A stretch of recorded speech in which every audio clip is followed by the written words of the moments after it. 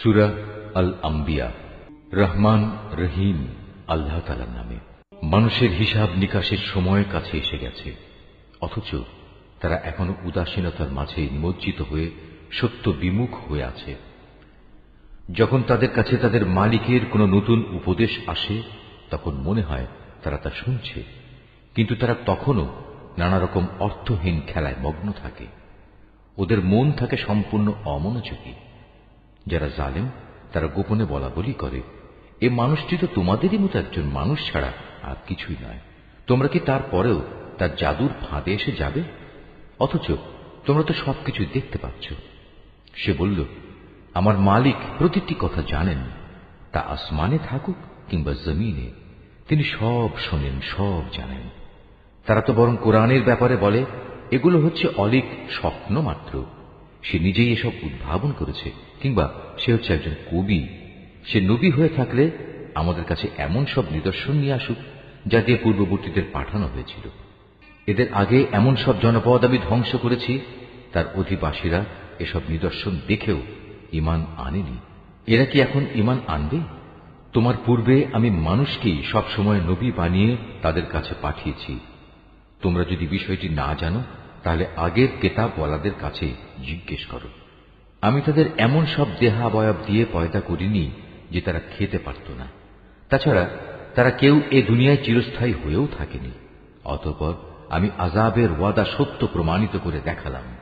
আযাব যখন এসে গেল, তখন আমি যাদের চাইলাম শুধু তাদেরই উদ্ধার করলাম, আর জালেমদের আমি সমূলে বিনাশ করে দিলাম। হে মানুষ, আমি তোমাদের কাছে এমন একটি কিতাব নাযিল করেছি যাতে একে একে তোমাদের সবার আলোচনা রয়েছে। তোমরা কি কিছুই বুঝতে পারো না?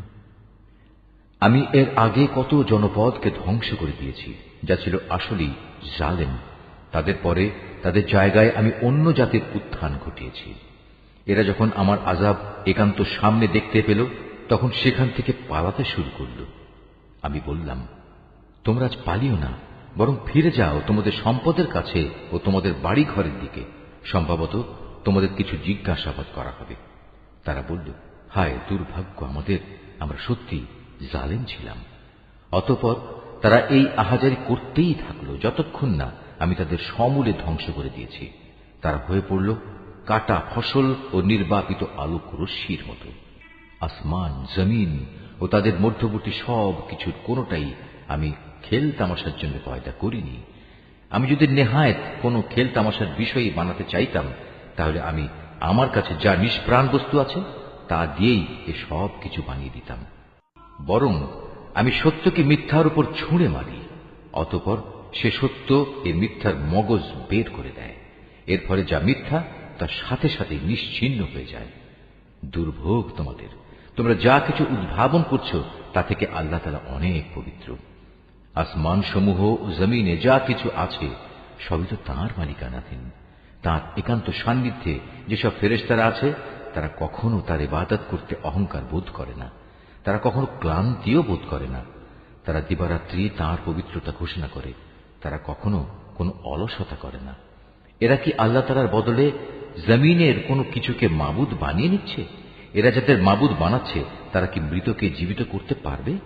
যদি আসমান জমিনে আল্লাহ তাআলা ব্যতীত আরো অনেক মাবুদ থাকত, তাহলে কবেই জমিন আসমানের উভয়টাই ধ্বংস হয়ে যেত। এরা যা কিছু বলে, আরশের মালিক আল্লাহ তাআলা সে সব কিছু থেকে পবিত্র ও মহান। তিনি যা কিছু করেন সে ব্যাপারে তাকে কোনো প্রশ্ন করা যায় না, বরং তাদেরই তাদের ক্রিয়াকলাপ সম্পর্কে প্রশ্ন করা হবে। এরা কি আল্লাহ তাআলা ছাড়া অন্য কাউকে মাবুদ বানিয়ে রেখেছে? হে নবী, তুমি বলো, তোমরা দলিল প্রমাণ উপস্থিত করো। আমার সাথীদের এ কিতাব কোরআন এবং আমার পূর্ববর্তীদের কিতাবসমূহ থেকে পারলে কোনো প্রমাণ উপস্থাপন করো। এদের অধিকাংশ মানুষই প্রকৃত সত্য জানে না, তাই সত্য থেকে এরা মুখ ফিরিয়ে নেয়। আমি তোমার আগে এমন কোন নবী পাঠাইনি যার কাছে ওহী পাঠিয়ে আমি একথা বলিনি যে আমি ছাড়া অন্য কোনো মাবুদ নেই এবং তোমরা সবাই আমারই ইবাদত করো। এই মূর্খ লোকেরা বলে, দয়াময় আল্লাহ তাআলা ফেরেশতাদের নিজের সন্তান বানিয়ে নিয়েছেন। তিনি এসব কথাবার্তা থেকে অনেক পবিত্র। বরং তারা হচ্ছে আল্লাহ তাআলার সম্মানিত বান্দা। তারা কখনো তার সামনে আগে বেড়ে কথা বলে না। তারা তো তার আদেশ অনুসারেই কাজ করে। তাদের সামনে পেছনে যা কিছু আছে তা সবই তিনি জানেন। তারা আল্লাহ তাআলার সমীপে শুধু সেসব লোকদের জন্যই কোনো সুপারিশ করে যাদের প্রতি আল্লাহ তাআলা সন্তুষ্ট রয়েছেন। তারা নিজেরাও সবসময় তাঁর ভয়ে ভীত সন্ত্রস্ত থাকে। যারা অহংকারী তাদের মধ্যে যদি কেউ একথা বলে আল্লাহ তাআলার বদলে আমিই হচ্ছি মাবুদ, তাহলে তাকে আমি জাহান্নামের কঠিন শাস্তি দেব। মূলত আমি জালেমদের এভাবেই শাস্তি দেই। এরা কি দেখে না আসমান সমূহ ও পৃথিবী একসময় ওতপ্রোতভাবে মিশেছিল, অতঃপর আমি এদের উভয়কে আলাদা করে দিয়েছি এবং আমি প্রাণবান সব কিছুই পানি থেকে সৃষ্টি করেছি। এসব জানার পরেও কি তারা ঈমান আনবে না? আমি জমিনের উপর সুদৃঢ় পাহাড় সমূহ রেখে দিয়েছি যেন তা ওদের নিয়ে এদিক সেদিক নড়াচড়া করতে না পারে। এছাড়াও আমি ওতে প্রশস্ত রাস্তা তৈরি করে দিয়েছি যাতে করে তারা তাদের নিজ নিজ গন্তব্যস্থলে পৌঁছতে পারে। আমি আকাশকে একটি সুরক্ষিত ছাদ হিসেবে তৈরি করেছি, কিন্তু এই নির্বোধ ব্যক্তিরা তার অসংখ্য নিদর্শনাবলী থেকে মুখ ফিরিয়ে নেয়। আল্লাহ তাআলাই রাত, দিন, সূরজ ও চাঁদকে পয়দা করেছেন। এদের প্রত্যেকেই মহাকাশের কক্ষপথে সাঁতার কেটে যাচ্ছে। হে নবী, আমি তোমার পূর্বেও কোনো মানব সন্তানকে অনন্ত জীবন দান করিনি। সুতরাং আজ তুমি মরে গেলে তুমি কি মনে করো তারা এখানে চিরজীবী হয়ে থাকবে? প্রতিটি জীবকেই মরণের স্বাদ গ্রহণ করতে হবে। হে মানুষ, আমি তোমাদের মন্দ ও ভালো এ উভয় অবস্থার মধ্যে ফেলেই পরীক্ষা করি, অতঃপর তোমাদের তো আমার কাছেই ফিরে আসতে হবে। কাফেররা যখন তোমাকে দেখে তখন মনে হয় তারা তোমাকে কেবল তাদের বিদ্রূপের পাত্র রূপে গ্রহণ করে। তারা তোমার দিকে ইশারা করে বলে, এ কি সে ব্যক্তি যে খারাপ কথা দিয়ে তোমাদের দেবদেবীদের মন্দভাবে স্মরণ সমালোচনা করে? অথচ এরা নিজেরাই দয়াময় আল্লাহ তাআলা স্মরণ অস্বীকার করে। আসলে মানুষকে সৃষ্টি করা হয়েছে তাড়াহুড়ো করার প্রকৃতি দিয়ে, কিন্তু আমি অচিরেই তোমাদের আমার কুদরতের নিদর্শনগুলো দেখিয়ে দেব। সুতরাং তোমরা আমার কাছে তাড়াহুড়ো কামনা করো না। তারা বলে, যদি তোমরা সত্যবাদী হও তাহলে বলো কিয়ামতের এই ওয়াদা কবে পূর্ণ হবে? কত ভালো হতো যদি এই কাফেররা সে ক্ষণটির কথা জানত যখন তারা তাদের সামনে ও তাদের পেছন থেকে আসা আগুন কিছুতেই প্রতিরোধ করতে পারবে না। সে সময় তাদের কোন রকম সাহায্যও করা হবে না। মূলত কিয়ামত তাদের উপর আসবে হঠাৎ করে, এসেই তা তাদের হতবুদ্ধি করে দেবে। তখন তাকে তারা কোনো অবস্থায় প্রতিরোধ করতে পারবে না, আর না তাদের এজন্য কোনো অবকাশ দেয়া হবে। হে নবী, তোমার আগেও অনেক রসুলকে এভাবে ঠাট্টা বিদ্রূপ করা হয়েছিল। পরে দেখা গেল তারা যা নিয়ে ঠাট্টা বিদ্রূপ করেছিল তাই তাদের পরিবেষ্টন করে নিয়েছে। হে নবী, তুমি এদের জিজ্ঞেস করো, কে তোমাদের দয়াময় আল্লাহ তাআলার আযাব থেকে রক্ষা করবে, তা রাতের বেলায় আসুক কিংবা দিনের বেলায় আসুক। কিন্তু সে কথা না ভেবেই এরা নিজেদের মালিকের স্মরণ থেকে মুখ ফিরিয়ে রেখেছে।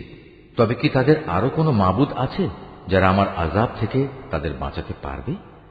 তারা তো নিজেদেরই কোনো সাহায্য করতে পারবে না, না তারা আমার কাছ থেকে সেখানে কোনো সাহায্যকারী পাবে। মূলত আমি এদের এবং এদের পিতৃপুরুষদের যাবতীয় ভোগ সম্ভার দান করে যাচ্ছিলাম এবং এভাবে এদের উপর দিয়ে সমৃদ্ধির এক দীর্ঘ সময় অতিবাহিত হয়ে গেছে। এখন কি তারা দেখতে পাচ্ছে না আমি জমিনকে চারিদিক থেকে তাদের উপর সংকুচিত করে আনছি? তারপরেও কি তারা বিজয়ী হবে বলে আশা করে? হে নবী, তুমি বলো, আমি তো শুধু ওহী দিয়ে তোমাদের জাহান্নামের ভয় দেখাই, কিন্তু এরা হচ্ছে বধির, তাই এদের সতর্ক করা হলেও এরা সে সতর্কবাণী শুনতে পায় না। অথচ তোমার মালিকের আযাবের সামান্য কিছু অংশ যদি এদের স্পর্শ করে তখন এরা বলে উঠবে, হায় দুর্ভাগ্য আমাদের, আমরা সত্যি জালিম ছিলাম।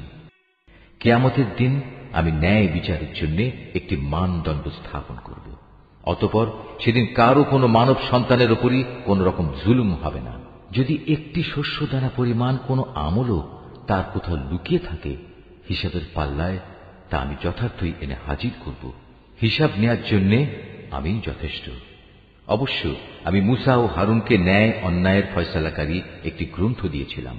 পরহেজগার লোকদের জন্য দিয়েছিলাম আধারে চলার আলো ও জীবনে চলার উপদেশ। এটা তাদের জন্য যারা আল্লাহ তাআলাকে না দেখেও ভয় করে এবং তারা কিয়ামত সম্পর্কে ভীত সন্ত্রস্ত থাকে। আর এ হচ্ছে বরকতপূর্ণ উপদেশ। এ কোরআন আমিই নাজিল করেছি। তোমরা কি এর অস্বীকারী হতে চাও? আমি আগে ইব্রাহিমকে ভালো মন্দ বিচারের জ্ঞান দান করেছিলাম এবং আমি সে সম্পর্কে সম্যক অবগত ছিলাম। যখন সে তার পিতা ও তার জাতির লোকদের বলল, এই নিষ্প্রাণ মূর্তিগুলো আসলে কি, যার ইবাদতের জন্য তোমরা শক্ত হয়ে বসে আছো?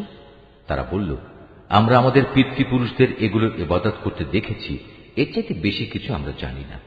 সে বলল, এগুলোর পূজা করে তোমরা নিজেরা যেমন আজ সুস্পষ্ট গুমরাহিতে নিমজ্জিত হচ্ছ, তেমনি তোমাদের পূর্বপুরুষরাও গুমরাহিতে নিমজ্জিত ছিল।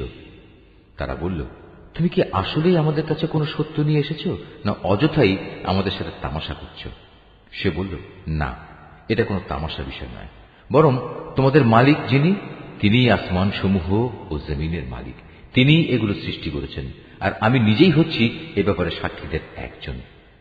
আল্লাহ তাআলার শপথ, তোমরা এখান থেকে সরে গেলে আমি তোমাদের মূর্তিগুলোর ব্যাপারে একটা কৌশল অবলম্বন করব। অতঃপর তারা চলে গেলে ওদের বড়টি ছাড়া অন্য মূর্তিগুলোকে সে চূর্ণ বিচূর্ণ করে দিল, যাতে করে তারা তার ঘটনা জানার জন্য এ বড়টার দিকে ধাবিত হতে পারে। যখন তারা ফিরে এসে মূর্তিদের এ দুরবস্থা দেখল, তখন তারা বলল, আমাদের দেবতাদের সাথে এ আচরণ করল কে? যেই করেছে নিঃসন্দেহে সে জালেমদেরই একজন। লোকেরা বলল, আমরা শুনেছি এক যুবক ওদের সমালোচনা করছিল। হ্যাঁ, সে যুবককে বলা হয় ইব্রাহিম। তারা বলল, যাও, তাকে সব মানুষের চোখের সামনে এনে হাজির করো, যাতে করে তারা তার বিরুদ্ধে সাক্ষ্য দিতে পারে। ইব্রাহিমকে আনার পর তারা তাকে জিজ্ঞেস করল, হে ইব্রাহিম, তুমি কি আমাদের মূর্তিগুলোর সাথে আচরণ করেছ? সে বলল, বরং ওদের বড়টি সম্ভবত এসব কিছু ঘটিয়েছে, তোমরা মূর্তিগুলোকে জিজ্ঞেস করো না। তারা যদি কথা বলতে পারে তাহলে তারাই বলবে কে তাদের সাথে এ আচরণ করেছে। ইব্রাহিমের এই অভিনব যুক্তি শুনে তারা নিজেরা চিন্তা করে নিজেদের দিকে ফিরে এলো এবং একে অপরকে বলতে লাগলো, জালেম তো সে নয় যে ওটা ভেঙেছে, জালেম তো হচ্ছ তোমরা যারা এর পূজা করো। অতঃপর লজ্জায় ওদের মাথা অবনত হয়ে গেল। ওরা বলল, হে ইব্রাহিম, তুমি তো ভালো করে জানো এরা কথা বলতে পারে না। সে বলল, তাহলে তোমরা কেন আল্লাহ তাআলাকে বাদ দিয়ে এমন কিছুর পূজা করো যারা তোমাদের কোনো উপকারও করতে পারে না, তোমাদের কোনো অপকারও করতে পারে না? ধিক তোমাদের জন্য, এবং আল্লাহ তাআলাকে বাদ দিয়ে তোমরা যাদের পূজা করো তাদের জন্য। তোমরা কি এদের এ অক্ষমতাটুকু বুঝতে পারছো না? এ সময় রাজার লোকেরা বলল, একে আগুনে পুড়িয়ে দাও। যদি তোমরা কিছু করতেই চাও তাহলে আগে গিয়ে তোমাদের মূর্তিগুলোর প্রতিশোধ গ্রহণ করো। অপরদিকে আমি আগুনকে বললাম, হে আগুন, তুমি ইব্রাহিমের জন্য শীতল ও শান্ত হয়ে যাও। ওরা তার বিরুদ্ধে একটা ফন্দি আঁকতে চাইল, আর আমি তাদের উল্টো ক্ষতিগ্রস্ত ও ব্যর্থ করে দিলাম। অতঃপর আমি তাকে এবং আমার নবী লূতকে উদ্ধার করে এমন এক দেশে নিয়ে গেলাম যেখানে আমি দুনিয়াবাসীর জন্য অনেক কল্যাণ রেখেছি। অতঃপর আমি ইব্রাহিমকে তার ছেলে হিসাবে ইসহাক দান করলাম, তারপর আরো দান করলাম পুত্র হিসেবে ইয়াকুব। এদের সবাইকেই আমি ভালো মানুষ বানিয়েছিলাম। আমি তাদের দুনিয়ার মানুষদের নেতা বানিয়েছিলাম। তারা আমার নির্দেশ অনুসারে মানুষকে সুপথ দেখাতো, নেক কাজ করা, নামাজ প্রতিষ্ঠা করা ও যাকাত দেওয়ার জন্য আমি তাদের কাছে ওহী পাঠিয়েছি। তারা সর্বত্রই আমার আনুগত্য করত। ইব্রাহিমের মতো আমি লূতকেও প্রজ্ঞা দান করেছিলাম। তাকেও আমি এমন একটি জনপদ থেকে উদ্ধার করে এনেছি যার অধিবাসীরা অশ্লীল কাজ করত। সত্যি তারা ছিল জঘন্য বদ ও গুনাহগার জাতি, আর আমি তাকে আমার অনুগ্রহ ভাজন করেছি। উপরন্তু সে ছিল একজন সৎ কর্মশীল নবী। হে নবী, তুমি নূহের কাহিনীও তাদের শোনাও। নূহ যখন আমাকে ডেকেছিল ইব্রাহিমেরও আগে, তখন আমি তার ডাকে সাড়া দিয়েছিলাম এবং তাকে ও তার পরিবার পরিজনদের আমি এক মহাসংকট থেকে উদ্ধার করেছিলাম। আমি তাকে এমন এক জাতির মোকাবেলায় সাহায্য করেছিলাম যারা আমার আয়াতসমূহ অস্বীকার করেছিল। আসলেই তারা ছিল বড় খারাপ জাতের লোক। অতঃপর আমি তাদের সবাইকে মহাপ্লাবনে ডুবিয়ে দিয়েছি। দাউদ ও সুলাইমানের ঘটনাও তাদের শোনাও। যখন তারা একটি ক্ষেতের ফসলের মোকদ্দমায় রায় প্রদান করছিল, মোকদ্দমাটা ছিল এমন, রাতের বেলায় মানুষদের কিছু মেষ অন্য মানুষদের খেতে ঢুকে তা তছনছ করে দিল। আমি নিজেও তাদের সাথে বিচার পর্ব পর্যবেক্ষণ করছিলাম। অতঃপর আমি সঠিক রায় যা তা সুলাইমানকে বুঝিয়ে দিয়েছিলাম। অবশ্য আমি তাদের উভয়কেই প্রজ্ঞা ও জ্ঞান দান করেছিলাম। আমি পাহাড়, পর্বত এবং পাক পাখালিকেও দাউদের অনুগত করে দিয়েছিলাম, যেন তারাও তার সাথে আল্লাহ তাআলার পবিত্রতা ও মহিমা ঘোষণা করতে পারে। আর আমি এসব কিছু ঘটাচ্ছিলাম। আর আমি তাকে তোমাদের যুদ্ধে ব্যবহারের জন্য বর্ম বানানোর শিক্ষা দিয়েছি, যাতে তোমরা তোমাদের যুদ্ধের সময় পরস্পরের আক্রমণ থেকে নিজেদের বাঁচাতে পারো। তারপরেও কি তোমরা আমার শুকরগুজার হবে না? আমি প্রবল হাওয়াকে সুলাইমানের জন্য বশীভূত করে দিয়েছিলাম। তা তার আদেশে সে দেশের দিকে ধাবিত হতো যেখানে আমি প্রভূত কল্যাণ রেখে দিয়েছি। মূলত আমি প্রতিটি বিষয়ের ব্যাপারে সম্যক অবগত আছি। শয়তানদের মাঝে তার কিছু জিন অনুসারী তার জন্য সমুদ্রের ডুবুরির কাজ করত। তার জন্য এছাড়াও এরা বহু কাজ আঞ্জাম দিত। তাদের রক্ষক তো আমিই ছিলাম। স্মরণ করো, যখন আইয়ুব তার মালিককে দেখে বলেছিল, হে আল্লাহ, আমাকে এক কঠিন অসুখে পেয়ে বসেছে, আমায় তুমি নিরাময় করো, কেননা তুমি হচ্ছ দয়ালুদের সর্বশ্রেষ্ঠ দয়ালু। অতঃপর আমি তার ডাকে সাড়া দিলাম। তার যে কষ্ট ছিল তা আমি দূর করে দিলাম।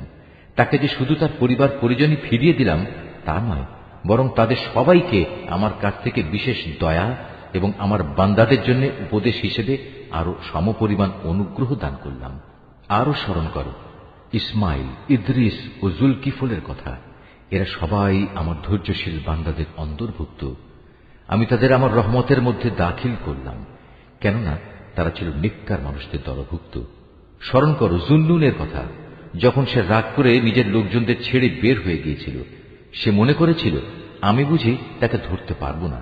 অতঃপর আমি যখন তাকে সত্যি সত্যি ধরে ফেললাম, তখন সে মাছের পেটের অন্ধকারে বসে আমাকে এই বলে ডাকল, হে আল্লাহ তাআলা, তুমি ব্যতীত কোনো মাবুদ নেই, তুমি পবিত্র, তুমি মহান। অবশ্যই আমি সীমা লঙ্ঘনকারীদের অন্তর্ভুক্ত হয়ে পড়েছি।